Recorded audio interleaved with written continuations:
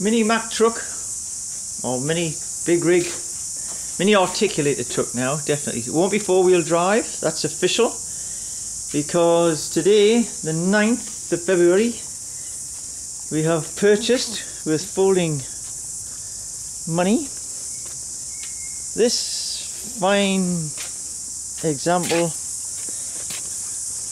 of how can we describe it?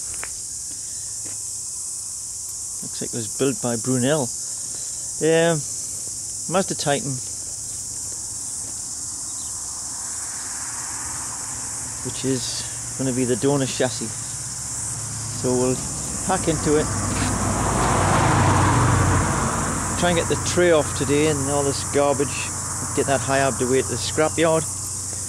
Then I'll try and get the engine running. If the engine's good, I'll probably end up keeping it and just run it as long as it's good.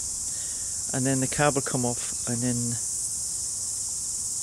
let the fun begin. So I'll have a quick cup of coffee. It's 10 o'clock now, and I'll break out the gas axe.